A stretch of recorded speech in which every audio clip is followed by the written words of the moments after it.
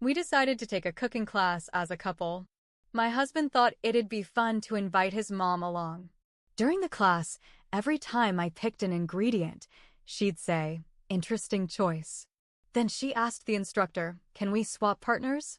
I think we'd move faster. I said, "Go ahead. I'll take the quiet stranger in the corner." It all started when my husband, Mark, suggested we take a couple's cooking class in Charleston, South Carolina. I was thrilled.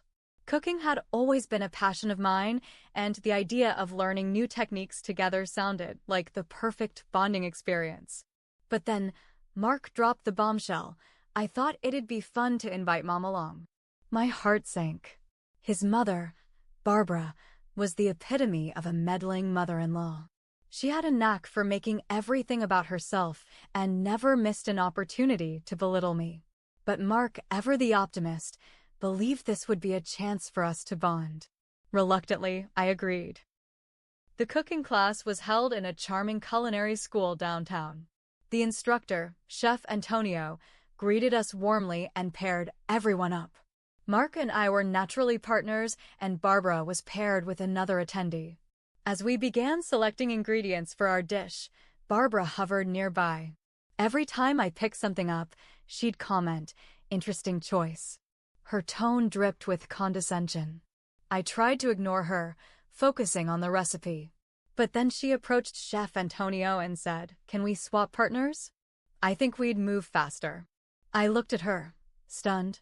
Before I could respond, I said, "Go ahead. I'll take the quiet stranger in the corner." The room fell silent. Barbara huffed and walked over to Mark, leaving me with a kind elderly gentleman named George. We exchanged smiles and got to work. As George and I prepared our dish, I noticed Barbara whispering to Mark, casting glances our way. I brushed it off, focusing on the task at hand. George was a delightful partner, sharing stories of his travels and offering cooking tips. When it was time to present our dishes, Chef Antonio tasted each one, offering feedback. He praised George and me for our creativity and flavor balance. Barbara's dish, however, was undercooked. Barbara's face turned red. She glared at me, as if blaming me for her failure. After the class, Mark and I returned home.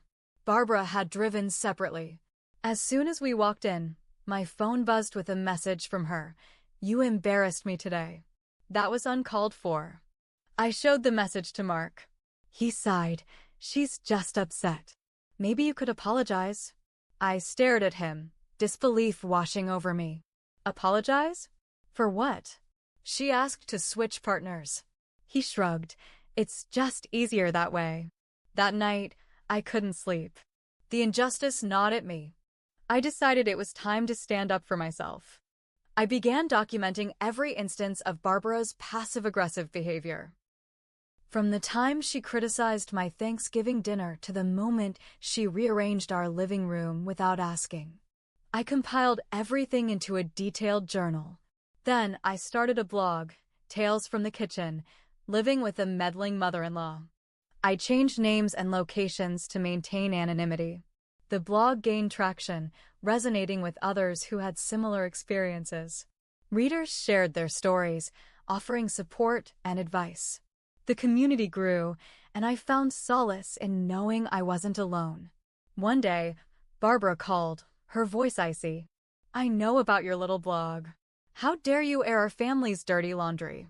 I remained calm. "I haven't mentioned any names, but if the shoe fits." She hung up, furious.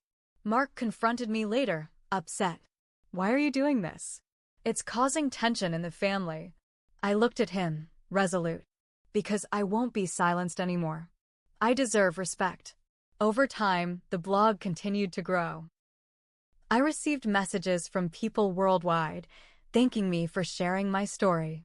Barbara eventually stopped speaking to me, which, surprisingly, brought peace to our lives. Mark began to see the toll his mother's behavior had taken on me. He apologized, acknowledging his failure to support me.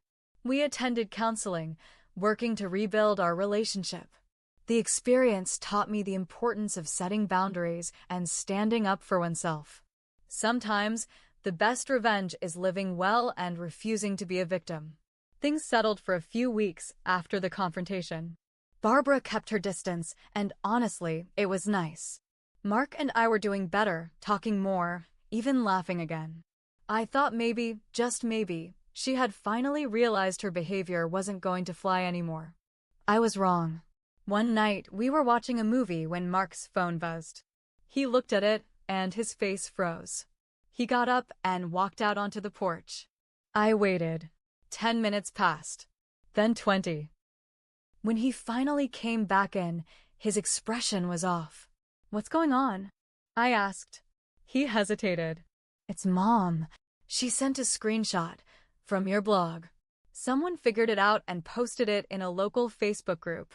She says people are calling her names. She's threatening to sue." I sat up straight. Sue me? For what? I never used her name.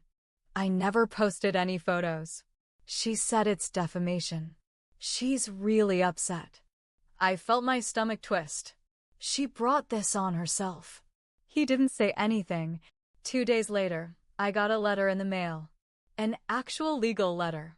Barbara had hired a lawyer, or at least, she claimed she did, and accused me of emotional distress and public character assassination. The letter was full of vague threats and legal jargon, but the message was clear: shut down the blog, or she'd take me to court. I called her bluff. I contacted a real attorney who told me the letter was nonsense. There was no case. Freedom of speech. No names. No identifiers. It was all opinion and experience. Still, the drama was enough to spark tension again in the house. Mark was caught in the middle, and I could see it weighing on him. To smooth things over, Mark suggested a dinner at our place, just the three of us. I was against it. Everything in me screamed this was a bad idea, but Mark looked tired, and I could tell he just wanted peace. So I agreed.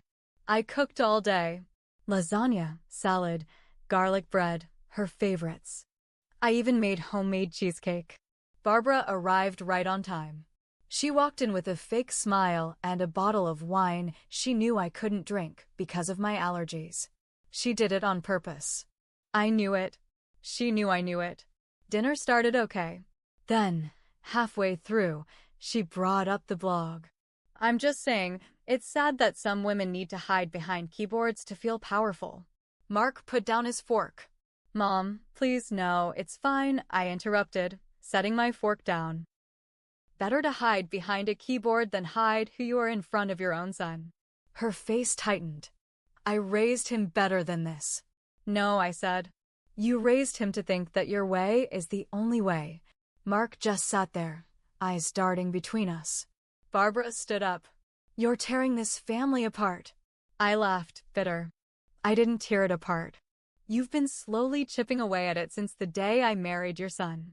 She grabbed her purse and stormed out. Mark didn't speak to me for the rest of the night. The next morning, he sat me down. She says she won't come around if you keep writing. I stared at him. Is that supposed to be a threat or a promise? He winced. Come on. Can't you just let it go? Let it go? After everything she had said? After trying to humiliate me in a class, manipulate our marriage, and now this fake legal nonsense? No, I said. I won't stop.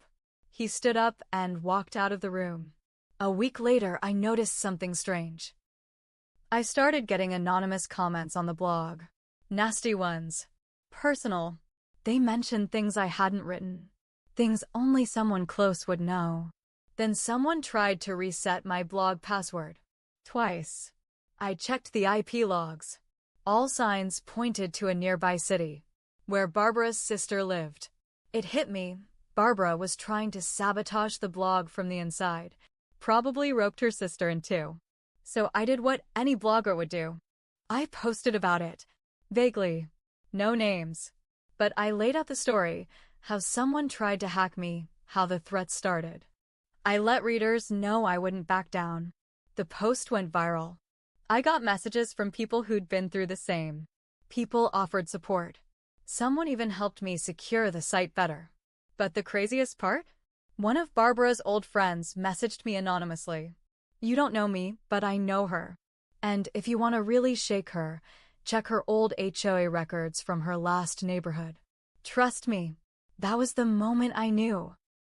This wasn't just about cooking anymore. It was about exposing the full story. The message from Barbara's old friend rattled around in my brain for days.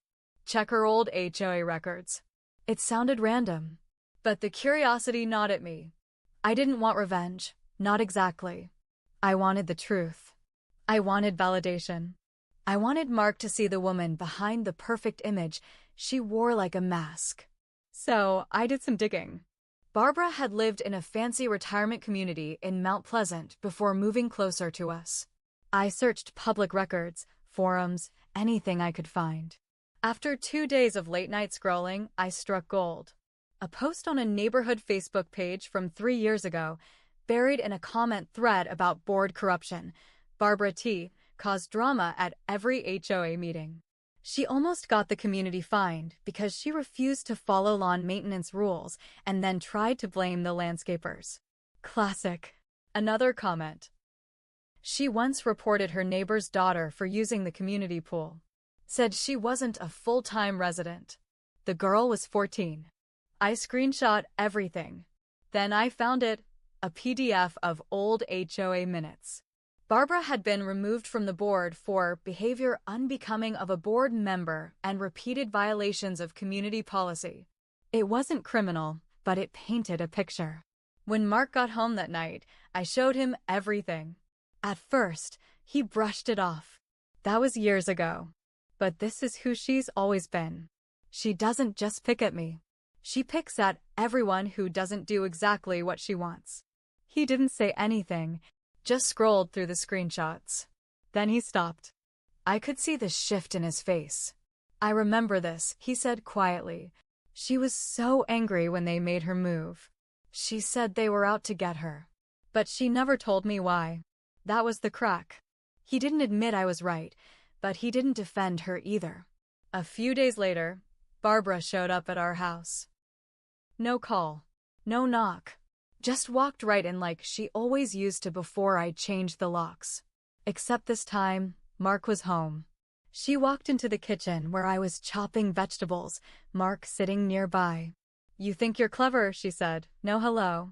Digging into my past, parading it around like gossip. You're disgusting. Mark stood up. Mom, that's enough. She turned to him, shocked. Excuse me. I said that's enough. You're going to let her ruin this family? Mark glanced at me. You've been trying to do that for years. Her face turned white. She blinked like she'd been slapped. Then she did something I didn't expect. She sat down. Barbara sat at our table, folded her hands, and said, Fine. You want truth? You want the real me? Here it is.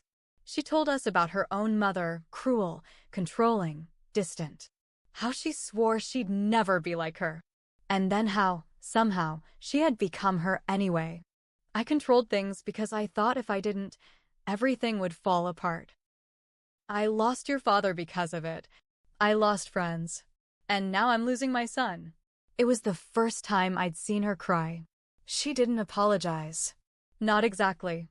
But she acknowledged it. And that was something. Just when I thought the chaos might finally slow down, I got an email from a woman named Annalise.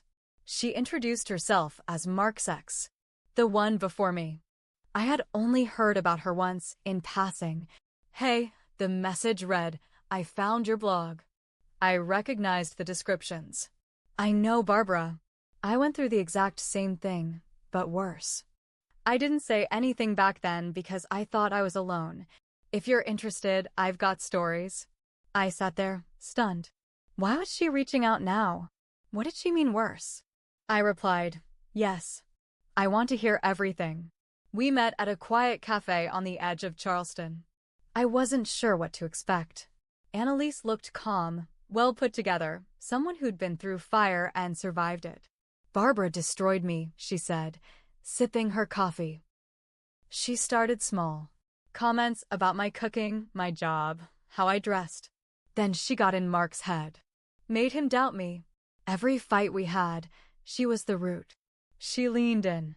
I wasn't strong like you. I walked away. I left Mark, thinking it was my fault.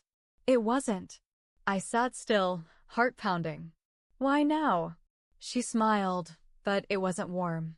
Because you're doing what I was too scared to do. And because people like her?